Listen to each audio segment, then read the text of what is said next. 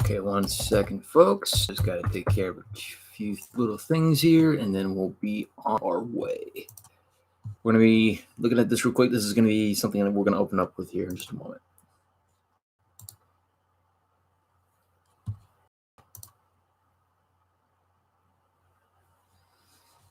One second.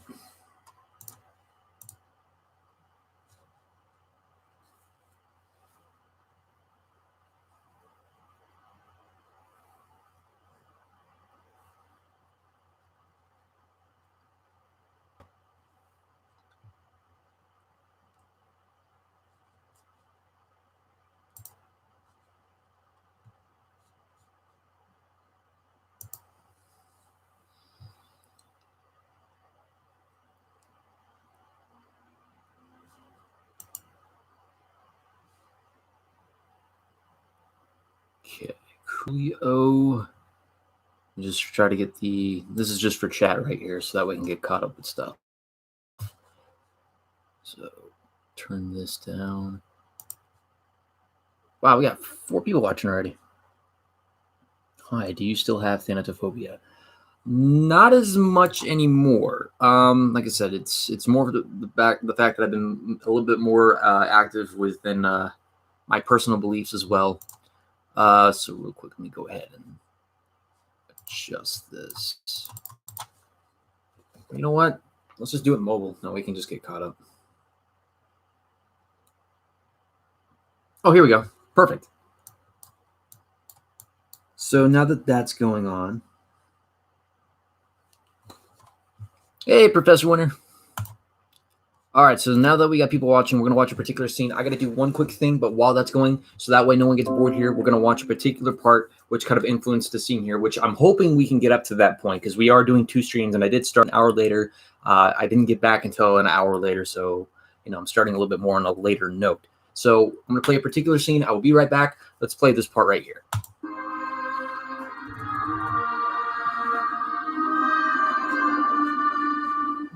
Tonight he is awake. Which of my sisters did you choose? I made no choice, Sephra.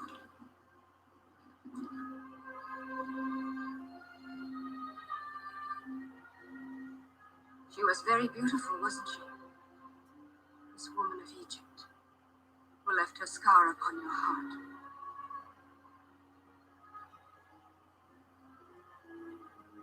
Her skin was white as curd, her eyes green as the cedars of Lebanon, her lips tamarisk honey. Like the breast of a dove, her arms were soft. And the wine of desire was in her veins. Yes, she was beautiful. As a jewel. A jewel has brilliant fire. It gives no warmth. Our hands are not so soft, but they can serve. Our bodies not so white, but they are strong. Our lips are not perfumed, but they speak the truth. Love is not an art to us. It's life to us. We are not dressed in gold and fine linen. Strength and honor are our clothing. Our tents are not the columned halls of Egypt. But our children play happily before them. We can offer you little, but we offer all we have. I have not little, Sephra. I have nothing. Nothing from some is more than gold from others. You would fill the emptiness of my heart. I could never fill all of it, Moses. I shall not be jealous of a memory.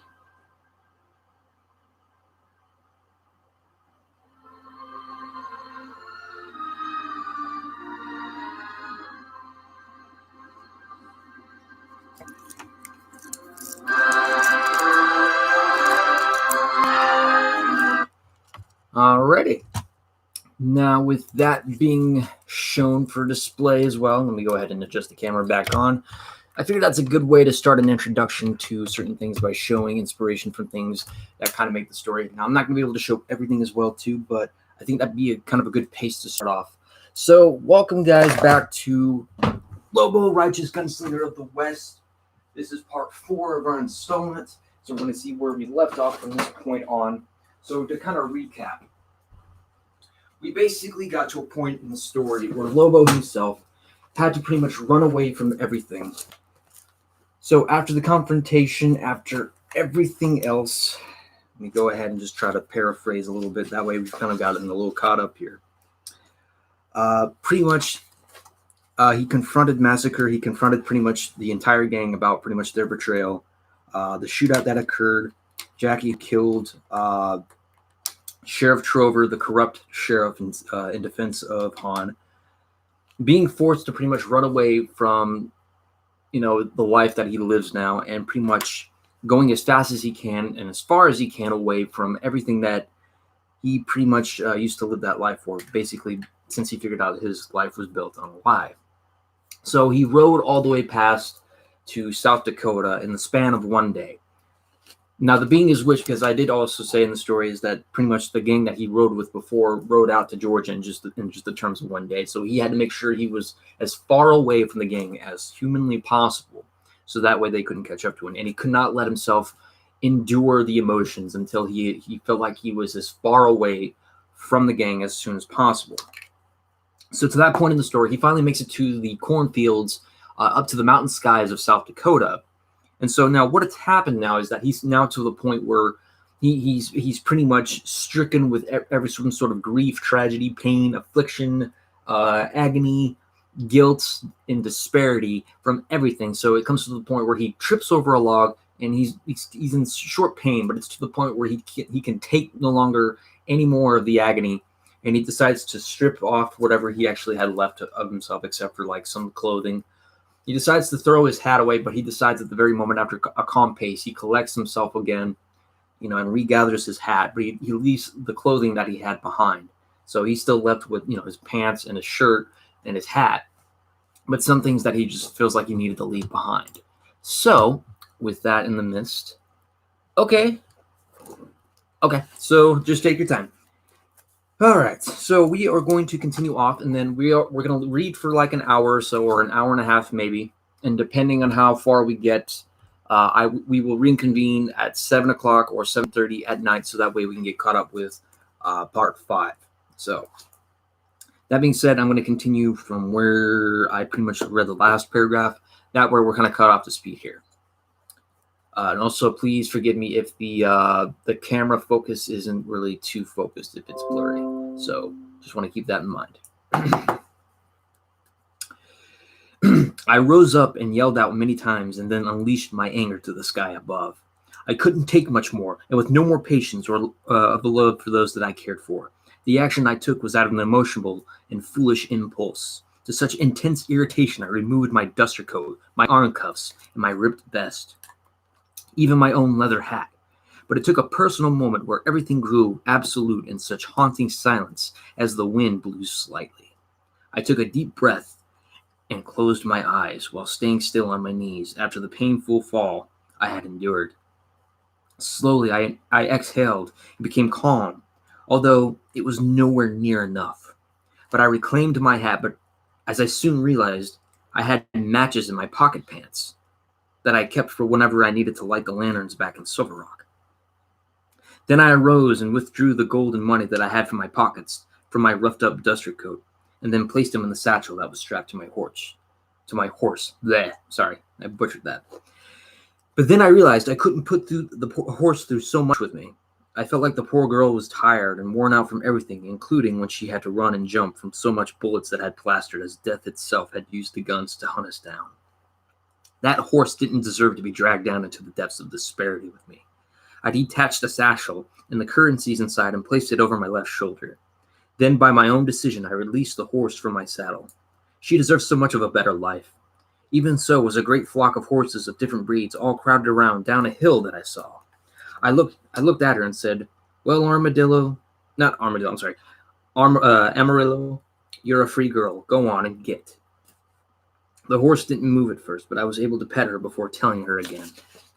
You're free, I emotionally whispered, as I began tearing up and feeding her the last of the corn that I had had. And at the moment's past, she galloped away towards the horde of hearses like she was able to fit in right away. She was somewhat of an old horse, and I felt like she needed to live the rest of her life freely.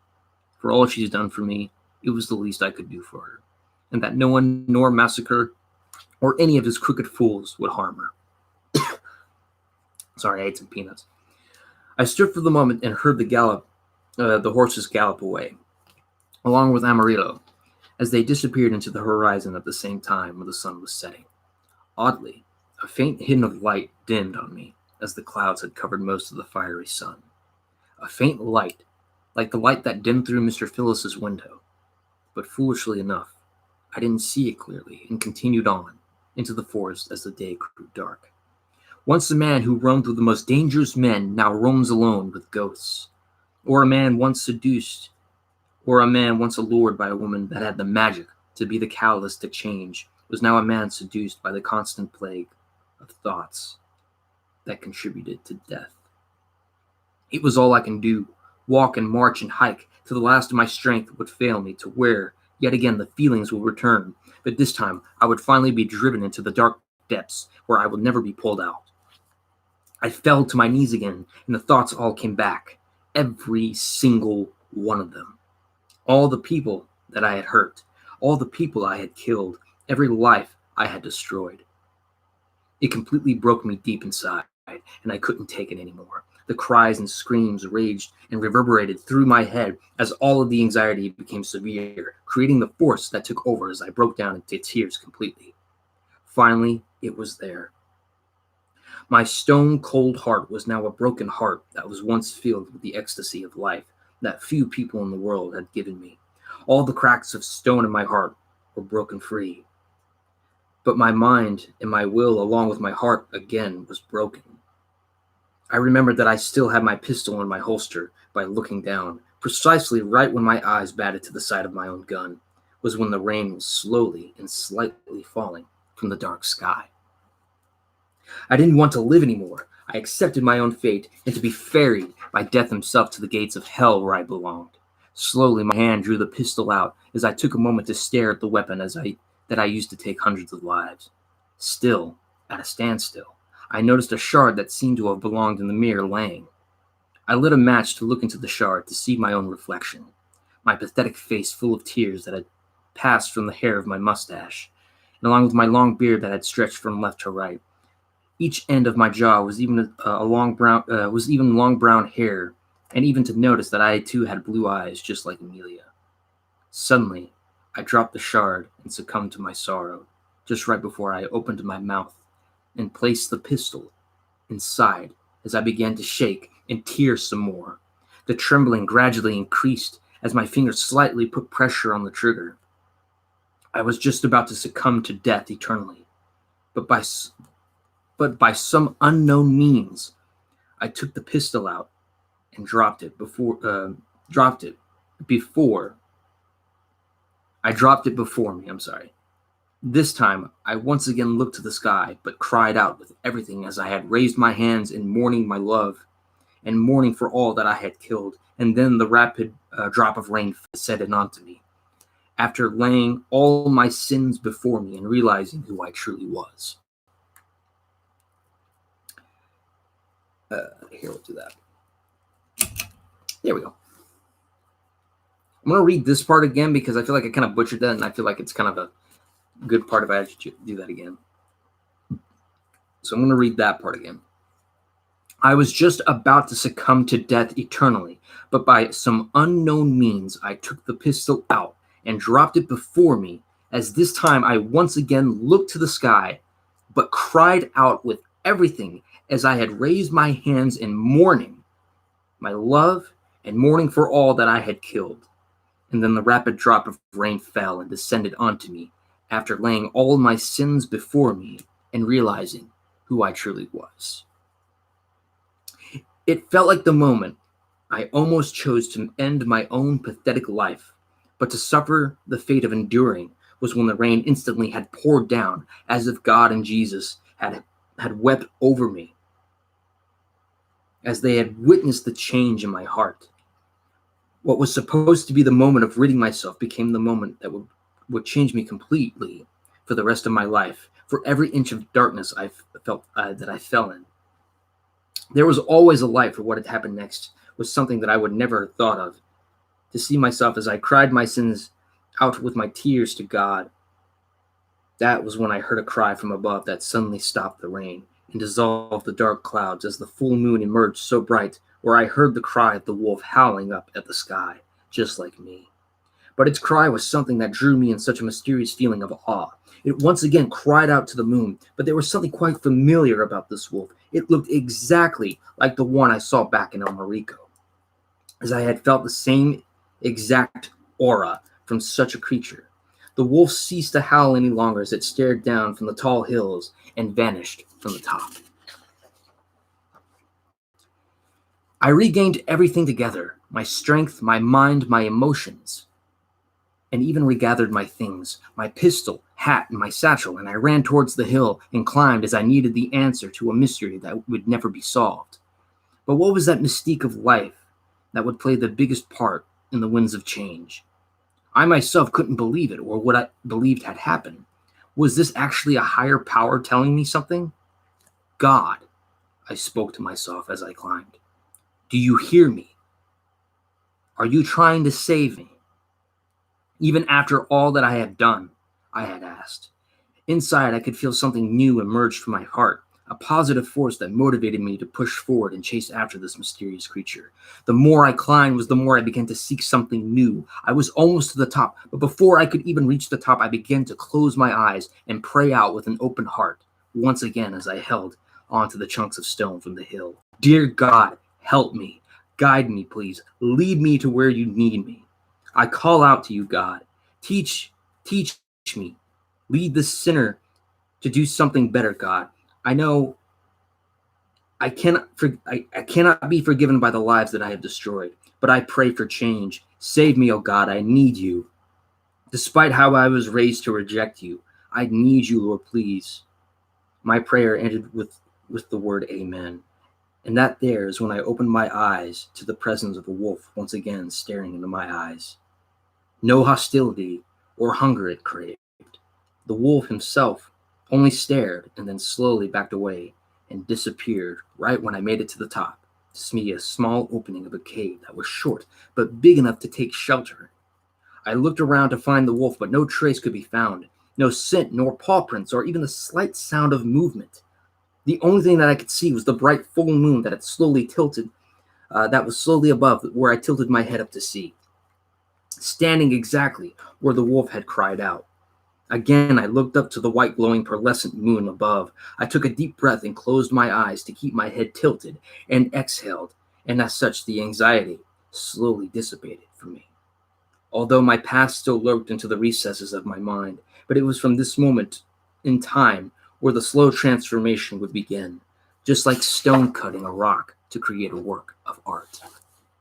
After the turmoil and emotional distraught that I had stepped through, I had grown near exhaustion and proceeded to the small gap to sit and lay my back against the rocky wall, as I laid the satchel behind to cushion where I was laying. And there I was growing weary and on the brink of passing out. But I was able to retain myself awake for a few moments to think about what had just happened, and even having another personal moment speaking to God, just right above wherever he was. I'd be wondering the same thing. Why me? Why should I still go on? Even with certain moments of doubt, still, for even a fool like me, I had no idea that a new journey would open up. My eyes could no longer resist the exhaustion, and with no more energy left was when I fell asleep to dream once more. To fade away from reality once more, to wander in the unconscious for the time that I had. The next day would have to wait until the arise of the golden sunrise. But for when I had remembered after the moments of black that had veiled, was when I was brought to a different land that was something like the Bible had mentioned, like the land of milk and honey. But here it was a land of fruit and birds. Every turn I made, I could see something majestic and comforting from where I was. The more I walked closer, I noticed an enormous waterfall that in its size was as tall and wider than the giants from the mythology spoken from those born of Norse. The roar of the waterfall shined as crystal clear under the blue sky, and the bushes and plants were flourishing green with the sweet fruit that had been birthed through the vines and stems that had sat beside the river that flowed from the graces of the waterfall, where just above the eagles soared with pride and the rabbits fed from the plants. I took off my hat to see it all and processed the ideal place of comfort in the heavenly embrace of heart-filled bliss. I was in love with where I was, and I felt the feeling never to wake up from the world that I would unfortunately have to leave behind. But time was still on my side, with my unconscious, for as I made my way closer down by the river, I saw two people, a man and a woman, sharing an ecstasy of unimaginable joy, the love they shared and the moments they shared, just like me and my lost beloved Amelia. But these were different people that I have never known, and their faces were too far to distinguish, yet I felt like there was something strongly familiar about them. But before I could even get closer, everything in front of my eyes dissolved and, uh, and changed as the cry of the wolf howled, and the dust of a man and woman ascended above high and merged together, where the bright moon birthed from the darkness as the night ignited from the sky and the stars of the galaxy flew across. The howling ceased, and again I felt the deep silence with the cold wind seeping and also sweeping through. But a whispering voice called from within the smooth movement of God's benevolent breath. Forgive yourself. Let go of your tribulation. I looked around for the origin of that voice from his breath that echoed to me, and the echoing chills to my bone. The voice softly called out again, let go, let go, let go. With a vague instinct, I ran closer to the waterfall and felt the whisper grow louder, but as I made it to the edge to see a path that led behind the fall of the waterfall, the voice called out one last time, let go. I proceeded and walked to the path behind the waterfall and entered the cave, where I saw nothing but darkness.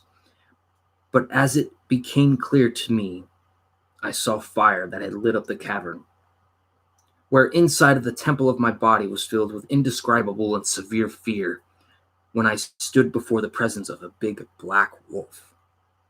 In its eyes was an expression of deadly and daunting hostility. Its growl was a verbal banner of hatred and hunger for killing. I was too frozen with fear to run and close my eyes as it viciously snarled and growled directly at me. But as I opened my eyes, the black demon wolf had taken the form of an evil man that I knew. At the barrel of the gun pointed at me was held by none other than Massacre himself. With that same look as the black wolf whom I came face to face with, he yelled and screamed the pitches of a demon possessing a human vessel and fired his pistol, just like the flash that covered my eyes, and the noise grew loud, but no pain or death had touched me, but instead another howl had echoed as the noise died down. The howl echoed again and again as I saw the wolf that had howled from the cliff that I had climbed. This was the wolf that I kept seeing everywhere, but it was nothing like the black wolf. It was more like a guardian that had cried out for me, then growled against me. It stood in front of me and stared mysteriously, but in such a mysterious way that it was graceful and undaunted, with some kind of welcoming mannerism of blessing and loyalty. I mentioned that I've seen this wolf so many times, but it was more than just any wolf. Like what Massacre called me, it was a Lobo. But a Lobo, not even from its origin from Mexico, could describe the holy color of white that laid under a bit of its gray layer of fur.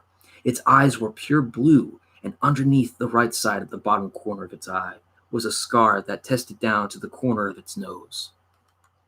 Its scar spoke something to me, but before I could even decipher what I had seen, I had closed my eyes yet again and opened up to see a man stand before me, who dressed the exact same way as me and stood exactly how I stood. But now what became clear to me was that the man who stood before me was in fact me. What did this mean? Massacre was the black wolf, and I was the white and gray wolf.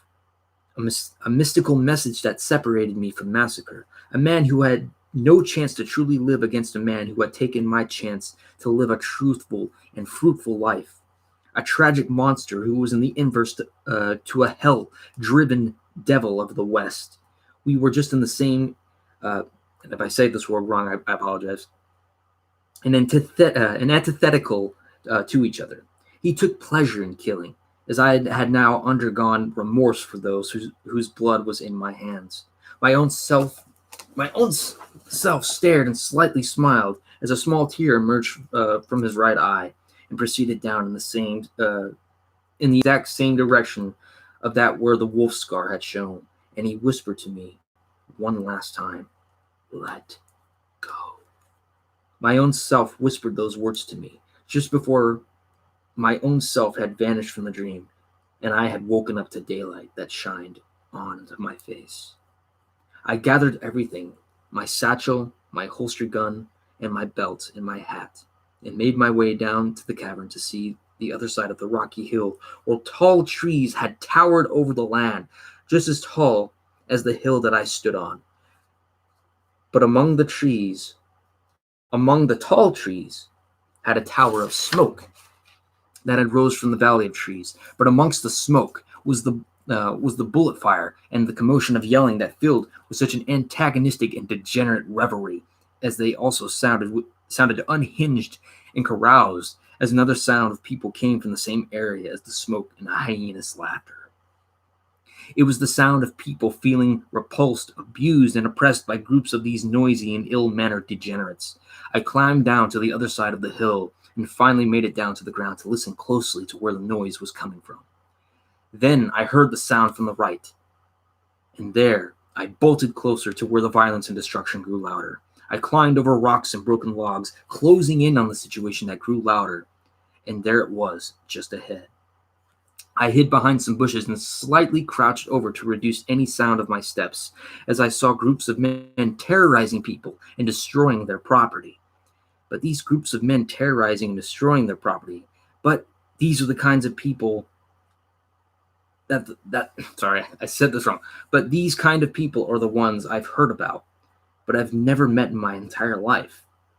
They were what you would call the Native Americans that had been in these parts of the land since before our debut, that brought disease and oppressive misery to them. But I could see the trouble that they were facing. A bunch of drunken, drifting bandits that were looking to cause affliction to these people, just like him, just like Massacre. So let me just stop just for the moment right there. So basically, from where we were, so to recap these particular scenes and events, Han Burton was at the point that he could no longer take the affliction that he had had after coming to the realization that he had ruined every person's life or every life that he took. He was at the point where he was about to take his own life by the pistol that he had, and he was going to stick it in his mouth and he was going to blow his brains out. However, though, being that he couldn't come to do it, he basically laid out everything that he had before the night sky, just because he just felt like he couldn't do it. He felt like he was just going to suffer through it all. But at some strange point, rain had poured down on him, and he basically laid it all out. And that's basically where he saw this mysterious wolf that he has seen before. And so he took this as a sign, and he kind of realized that despite the life that he lived, and he was basically raised to reject, God in that sense, but he kind of found like there was some sort of sign to it. Now, this is kind of similar in a way towards the story of Moses in the ways of, like, basically story of the Exodus involving Moses in that way. That being said, as Moses had ran away from Egypt and he became a shepherd, though the stances and situations of that are completely different, though in similarity, though, Moses had killed an Egyptian for harshly oppressing a slave. Moses had killed that person, and he basically was exiled away from Egypt. So kind of in a way, in similar sense, Han Burton or Lobo was casted away from the gang, and he's now living a life in exile.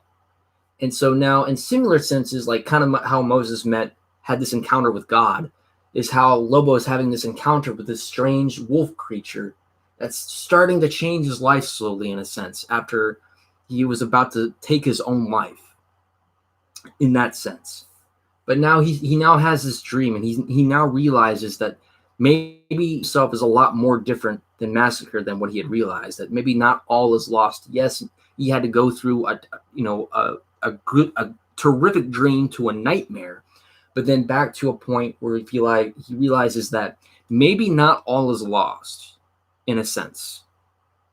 Maybe without even realizing that his life may be turning around without even realizing it. So now it comes to the point he wakes up and he notices that there's commotion going on in the distance of these tall trees. There's smoke going on. There's gunfire going on. There's people yelling, just all sorts of violent acts going on. These degenerate bandits are attacking these Native Americans who haven't even done anything.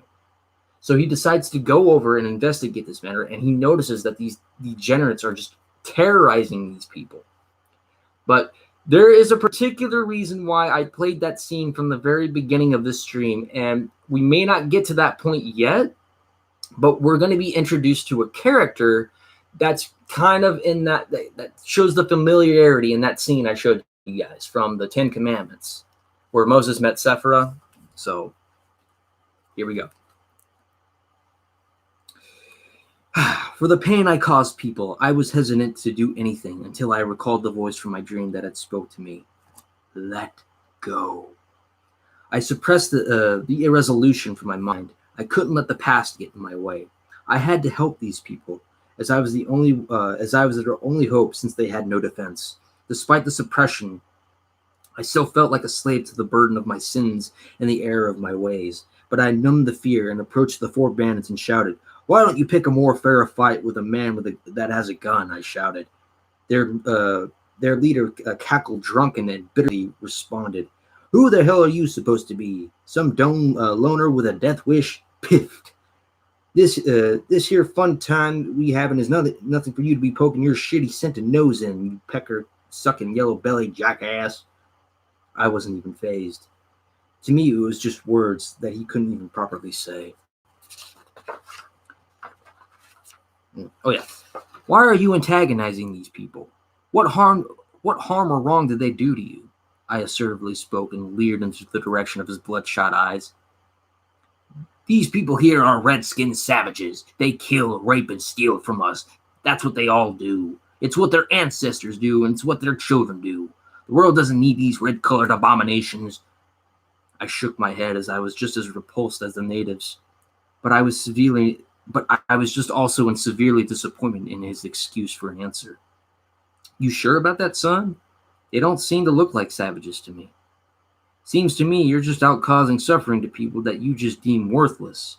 So I'm going to give you a chance to stop what you're doing and step away from these villagers and run away before I put holes in all 4 of you. All 4 laughed as one of the drunken bandits grabbed one of the female natives as they had their weapons aimed at me. The drunken fool began to rip her clothing apart as he laughed his drunken breath as she began grasping for breath of resistance and an unbreakable will of being violated. I was suddenly reminded of Vulture when he killed my Amelia. But now I was not going to let the same thing happen to this woman. She was stripped almost naked because of the vile man began struggling with her. I closed my eyes quickly before, and with such speed and precision, I was able to draw out my gun faster than the speed of light and shot 3 shots. One injured the violator in the leg, who instantly let the poor woman go and fell on his back after the bullet exited through the other side of his leg. The second shot took off the fingers of the second assailant, who dropped his gun. The third penetrated the other through his shoulder, who had also dropped his gun. All three of the leader's men fell as the pain became unbearable. The leader became so distracted by his men in agony that he forgot I was there, until foolishly yet wisely dropped his weapon and raised his hands up. From there, some of the natives grabbed their weapons and aimed at their attackers. "You there, the drunken idiot leader," I called out. "Give me your fur coat." He didn't hesitate as he took off the coat and tossed it before my feet. Now get your sorry excuse of men and yourself out of my sight and away before I shoot the fourth bullet in between your eyes and watch your life fall away, I growled. He ran over the first man along with his men and carried him away as the natives still focused their aim on the drunken fools until they were nowhere to be seen. As the commotion ended, they all looked at me, whether or not if I was to be greeted or to be treated as a hostile. To tell you the truth, I wouldn't and I couldn't be mad if they saw me as a threat. With the hardships that these people had faced, I would have done the same thing to myself. I took the fur coat and made it over to the freezing naked woman and placed it around warmth. I mean you no harm. This is the least I could do for you. One of the natives approached and asked, Who are you, lone traveler? Why do you enter our lands? Do you want something from us, or to take anything from us like them? He aimed the pistol at me, and I raised my hands and responded, No, I did not come here to take or to acquire anything from you. I just saw that you were in trouble, and I figured it was the right thing to do and to help. He analyzed my clothing and returned to talk in front of me after observing. We are prone to most outsiders. You do not look any different from any of those who oppress and violate our people. Why should you be any different, just like those bandits and politicians and outlaws, especially like yourself? You're just outsiders. I have no reason to trust you. Even after saving us, the lesson that I have learned so much hardly is to trust no one outside of our tribe. I can tell you are an outlaw just by looking at you. Should we kill you or shoot you like the others? I breathed in slowly as I placed my gun in my holster and was done running. But the voice of the female villager intervened between me and the other villager. Brother, do not. This man saved me from harm from those men. If he had not come, those men would have burned our bows and taken us by surprise, and they would have raped me and killed us. The other three natives turned their attention to their brother, who felt reluctant to see reason. But eventually he began to think, and he finally lowered his pistol, but still felt mistrustful of me. What do we do with him? Now, if I butchered this, I do apologize, but this is actually a name that I made, which is pretty much for the native speaking. Hantawi Takchawi, he skeptically asked his sister. We take him with us to speak with Father. He will know what to do. Please, Chetan Kohana. We at least owe it to this man for saving us. He felt unease from his decision, but nevertheless acknowledged and accepted her offer. Fine, sister, we shall. But I will keep strict eyes on him, and if he tries anything, he gestured his mistrust, signaling me that he would have to confiscate my gun and my satchel. I didn't want another fight, so I gave him my belongings except for my hat. She approached me and spoke. Please come with us. It looks like you do not have anywhere to go. We have food and water and shelter that we can at least offer. She softly spoke. I politely smiled and shyly tilted my hat. I humbly appreciate it, Miss oh my, I'm sorry. I'm not good with names. I strongly apologize. She slightly giggled. No offense taken, lone man. You can call me Faithful Doe, and my brother's name is Swift Falcon. Now let us go. So, pay strong attention to that character's name, Faithful Doe. As you guys had remembered from that first scene, or from the intro that we did over Moses and Sephra, that is pretty much Lobo and Faithful Doe. Now, that's not to spoil anything, but like, pay close attention. We may not see Faithful Doe particularly grow closer at first with Lobo, but eventually we will get to a particular scene with that. But like for now, these are the two, like this, along with Swift Falcon, these are the three characters that we want to pay attention to, along with their father that they mentioned, which we will get into very here soon. So I'm going to continue reading on. But now pretty much it's to the point Lobo had saved these natives from being attacked by these drunken bandits. However, though, the natives don't feel trusting of Lobo, despite the fact that he came to their aid. And pretty much from what Lobo had pretty much has said that he doesn't blame them one bit because, again, these natives have gone through so much. They've gone through abuse, from those that looked down upon them, not only in the fact that since many settlers that came over from Europe and pretty much had brought disease and oppression and had stricken the natives out of their land, that is sort of the reasons why they have felt the mistrust. And this is particularly just one tribe. Now, there may not be other tribes, like involved in the story, but they are pretty much technically mentioned. I think that's something I could have at least done. Okay, so we're going to continue on. But before I do, think about the name Faithful Doe. Don't really worry about the real names, because really it's pretty much just Faithful Doe and Swift Falcon. But Faithful Doe is a character to pay strongly attention to, even if she is not currently present around certain events of this part of the story. But she is for right now.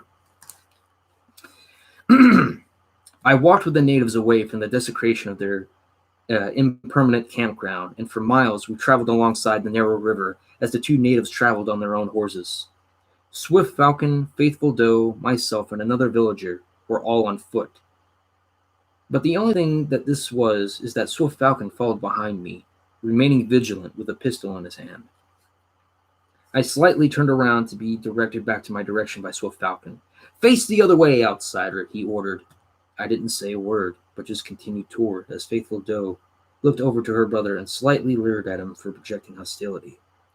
"So where exactly are we going?" I asked. "We are going to our permanent spot at a camp beneath So Mountain," responded from one of the villagers. Faithful Doe added into the conversation. "We are the Doakat tribe. We are one of the 3 tribes that reside in the lands of South Dakota. There's the Noakat, who are a bit more hostile and fearsome than our tribe, and the Loakats. They happen to be a more passive tribe, as we happen to be more of a vigilant kind, with the exception of myself and father, for whom you will meet. We are more diplomats among our people. I, as his daughter, am his ambassador for peace, as my brother has given the honor and duty by our father to defend and keep the freedom and safety of our people. Our men are also our very own warriors, but believe in fighting only for peace and for our people's prosperity. But in these times, we have become more untrusting and intense against most. All the outsiders we have encountered have only done us wrong, except for you, which is why we are bringing you to our father. I do not mean to alarm you or frighten you, but most outsiders we've dealt with have been killed by force, but it does not mean that we enjoy or take pride in what we do. Father does not approve of it, and neither do I, but most of the times it's what we are forced to do." I understood what she meant and reassured her of her explanation. "I don't blame you one bit. You and your people have every right to mistrust our kind. I'm no different from the kind I hung with, and they all despised me, even for the horrible they had done. But I'm no different." She began to walk next to me and continued. "Maybe so, but you have something about you that seems very different. You're an outsider that has something that sets you apart. I can tell by looking at you. Before I go further, going into detail with our discussion, I wanted to ask, are you okay? I just figured for what those men did to you was revolting and horrendous, as well unforgivable, that I'd worried you'd suffer some traumatic experience. I mean, with that genuine respect and concern." She nodded.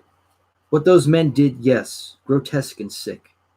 But I am still strong-willed, and I can put such atrocities aside, and I can put them into the back of my mind, as my brother and our people have learned to fight back against our aggressors. But I do appreciate the kindness of your concern. By the way, lone stranger, what is your name, and from where do you come from?" "My name is Han Burton, or it's what I believe my name is, but I'm called Lobo for short, and I come from the western wilderness of Texas." She turned to me while walking as she felt intrigued by my short name. "Lobo, a wolf-given name. Who called you that?" I answered, but my expression slowly felt saddened as I explained. "It was given to me when I was young. I was raised by a man's sister and taught by her brother to kill. That man called me Lobo, but that man and his sister that raised me with a life that was just built on so much lies and deceit. He runs one of the most notorious gangs in all of the state of Texas. He murdered my family and took me in as just a mere puppet. He said he called me Lobo as he believed any wolves were cowards. One of the villagers who listened even one of the villagers who had listened in even had questions of his own. So you are an outlaw. So then what purpose brings you to our sacred lands? Because all you found was bandits and our people. Well, it's a sad story. All my life I was raised to do horrible and bad things. I was raised to be a bad man. But eventually, I met a kind and lovely woman who I had loved, who had opened my heart up and changed the way that I saw life. I bonded with a nice, decent boy in our gang, and I fell in love with that woman. Sorry, that part was just a little bit emotional to me in a way. It was a woman I met, and everything seemed to be different, but now it was all taken from me. My boss and his gang killed the woman I loved and killed the most of the townspeople, along with her and our beloved dog. My friend escaped from them, but I was heartbroken when the love of my life died and learning that my own mother and father were killed when I was just a baby. The villager felt difficulty to talk after hearing my story. I'm so sorry to hear that. Even as Swift Falcon said, you're an outlaw and an outsider who cannot be trusted. Still, for what Faithful Doe and I see and hear from you is that you too know about loss and lies told to you. It's not easy learning the harsh truth as you grow older, especially if it's from your own enemies. Don't get me wrong. I am not calling you an enemy because despite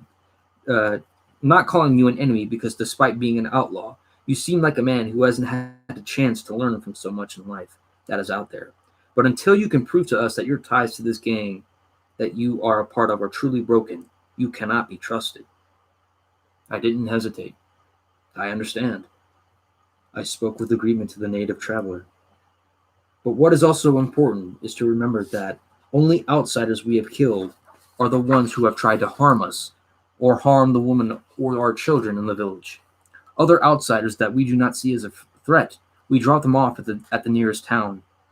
Though we do not trust them, still, we are not savages, and we do not believe killing is an acceptable method. Only it is allowed when it involves our people being put through such an atrocity. We continued our march through the narrow path underneath the tall trees as we had finally made it to the bottom of Mount So. I could see groups of teepees scattered together with dozens of fireplaces centered in each camp. Some of the villagers brought food from their hunt, as others were weaving and making medicine from boiling pots. They walked me to the far right of the camp, where the biggest teepee was standing, and just placed just before the bottom edge of the mountain. The others walked with me. The others that had walked with me went to their homes, as I was left with Swift Falcon and Faithful Doe. Doe went in first to speak with her father, the chief, who I was about to meet. I was left with Swift Falcon. It was a tense moment, and nothing more was so sudden and clear. Swift Falcon, this chief I'm about to meet. What is his name, and what's he like? You will know soon enough, outsider. Now be silent and face forward. You will be summoned in a moment. Moments of talking passed as the voices continued on within the tent until Faithful Doe had finally walked out and signaled me inside. I walked in right behind Doe as Swift Falcon walked over to the left, next to one of the chief's medicine men. My eyes looked across to see a man of character sitting on the other side. He was definitely what a chief would look like. His headdress, feathers lengthened all the way down to his shoulder. He had colorful gems placed on the helm of his cloth coat that had matched the color of his pants, that had reached to the bottom of his shoe, which looked like a pattern of tapestry. He had the face markings that were on the different sides of his face to symbolize his status as the chief, along with his headdress. He rose from his seating position and stood tall in front of his throne, and in the direction in front of me, but in complexity of his posture, as he stood, is that he stood as a leader for his own people. He dismissed his medicine men, but he cued Swift Falcon to remain in council with Faithful Doe. Then, with such a soft but inspirational tone of voice, he spoke to me. Come forth, outsider. Sorry. Looking down too long, I actually have to stretch my neck. So I walked over past Swift Falcon, who leered behind me as I stepped forward just in front of him. My name is Silver Wolf, and my daughter tells me great things about you and what you did for my people. Though the feeling and look from my son seems that even a man who did good sometimes, it may not feel selfless or for a noble reason. Despite the conflict of such moral perspectives from my own children, but however, I can see within you that you are without any shadows of, but I can see within you without any shadows of conflict and doubt. You are a man who has carried the weight of bad choices, but only by what evil created you to do, because deep beneath the bad is the true you waiting to break through. I can tell within your heart that you have done wrong in the past and forth on, but however, that is never too late to be a good person. The fact that you saved my children and my people is proof that you yourself, in fact, can change. I looked down and slowly took a breath before I even told him certain things. Sometimes I'm not certain that I can be saved. I've robbed, I've killed, even eventually finding out that the people I killed were innocent, and some of them were children. Even even if even if all that was all from a lie from something that was from an evil man I worked with for all my life, I'm no different. I looked down again, feeling the regret and shame that chained me down to where my eyes could not even look up. But the chief was not shocked nor reactionary to what I had revealed. Outsider, if you were truly like what this man made you, would you have still saved my family? I'm not usually interested with outsiders, especially those who especially those thoughts who stand before me. But you who stands before has something that I see that I feel has never been given a chance to open up. Normally, I would have my men escort you to the nearest town and warn you to never return. But I believe a man like you who believe he's bad can in fact be a good man of principle and morality and compassion and righteousness. I looked up again as my own doubts of my own personal objections did not change his view on me. I was an outsider to him, yes, but he seemed to speak to me with such a powerful tone of compassion and manners of a decent human being. He could tell about the sins of my past. I always thought of myself as a disgraceful and deplorable. Sorry. There we go.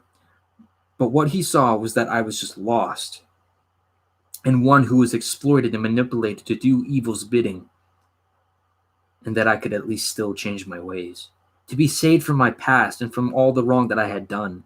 He believed in his compassionate heart that I could be redeemed to be a better man. And to tell you the truth, I believed him, especially how he could read me clearly, and I could tell from the outside that faithful Doe said a lot of things to him, but nothing about my dark past. Lobo, it is my decision that I have made. I offer you shelter and food for as long as you like. However, if you are to dwell with our people and learn the ways of good and selflessness, you must pass our trials. There are 5 in total. You complete all of them, and you will no longer be an outsider to our people. Instead, you will be the first of many who will gain the trust from us, and we will teach you the ways to be better. He walked over to me politely, with such great gestures, to walk over with him outside by the trees just down by his tent. However, if you do not pass our trials, we will escort you to the nearest town, and you will be on your own from there. Do you accept these terms that I have given you? Chief Silverwolf, I had asked. After losing a family, a woman I love, a brother who's possibly dead or gone, and as I nearly ended my own life, I don't think I'm worthy or even worth the time to save. I'm a pathetic and bad man, but I got nothing to lose. I accept your terms.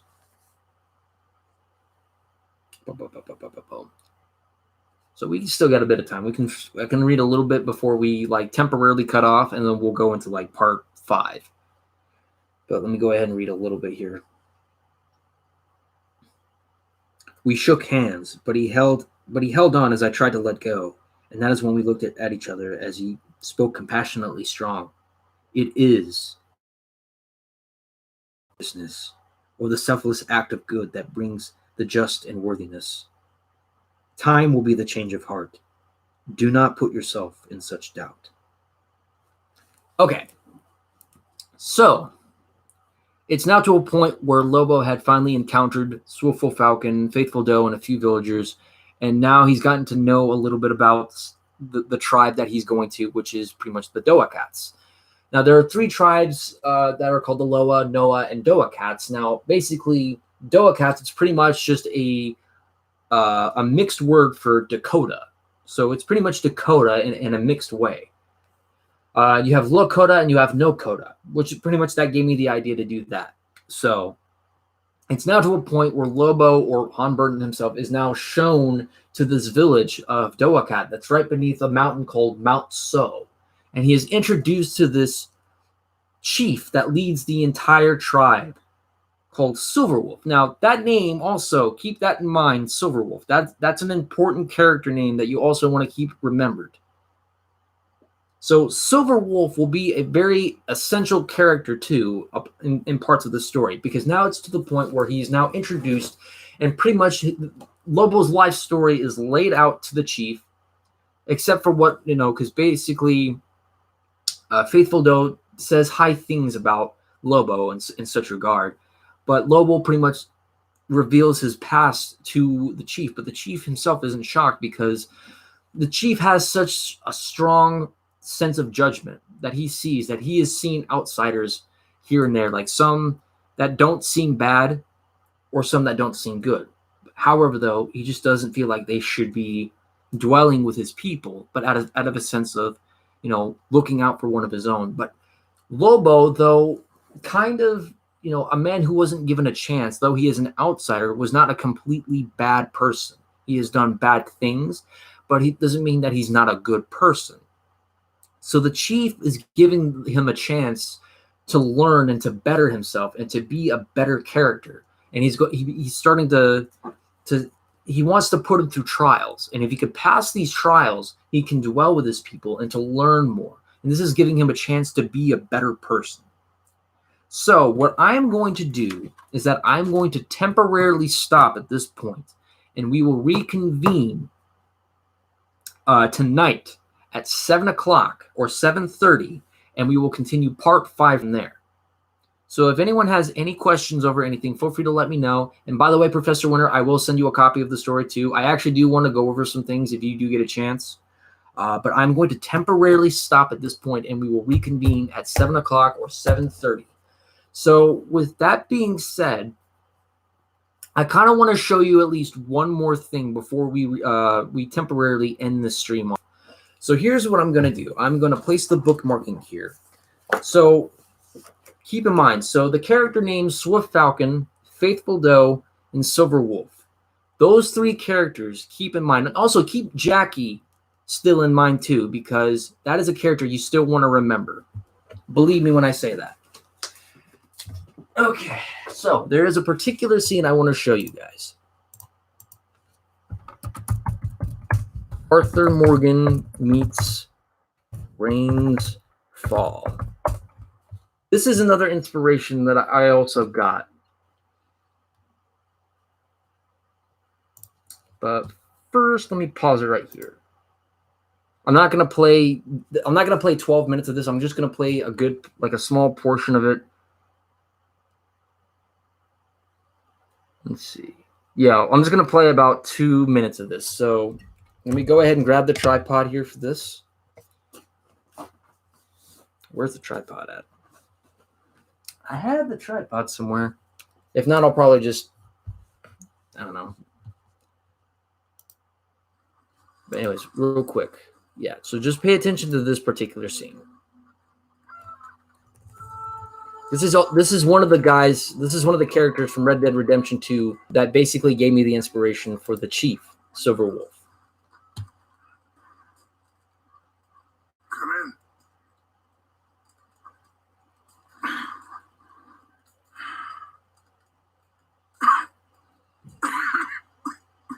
You don't sound very well. I'm not. I think I'm dying. hope you find peace. I don't know too much about peace. Apparently not. Did you have fun with my son, the impetuous prince? I believe you went on a Oh, here it is. I'm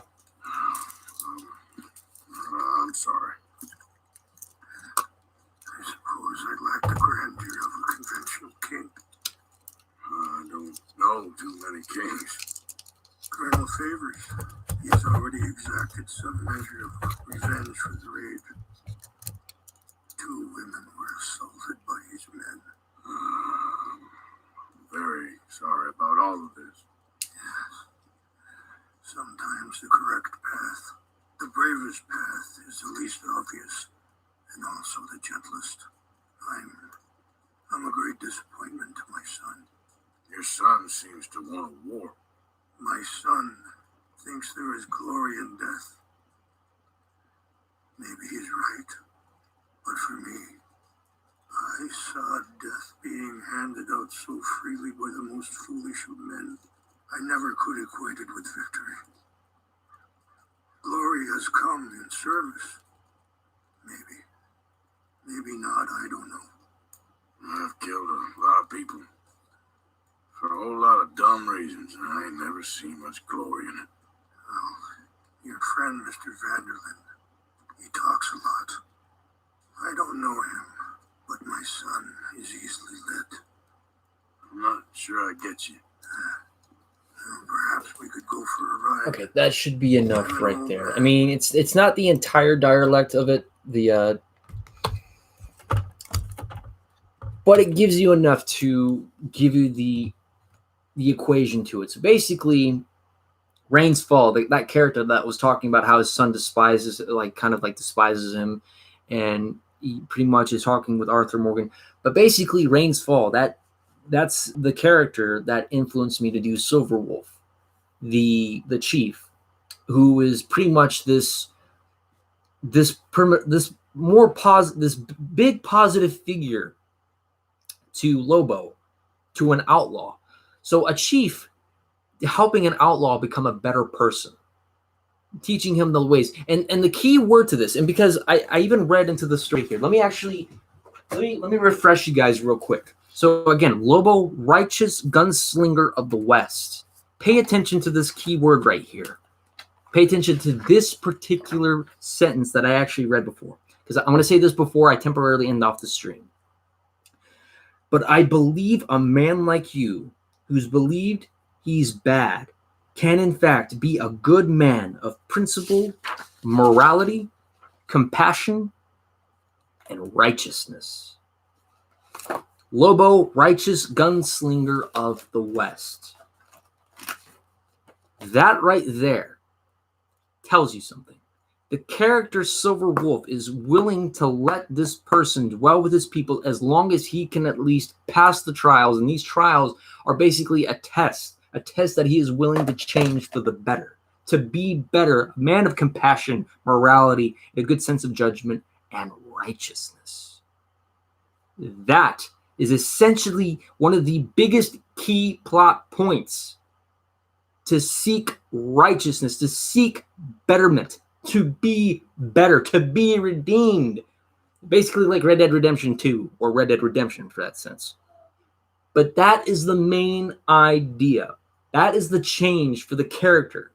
And I'm going to go, and eventually I'm going to get one of my favorite parts, which I will also show you that if we do ever come across to it. It's actually also inspired from a certain scene in God of War from the PS4 version. A particular scene I do want to show you guys very badly, but it's going to have to wait until we get there.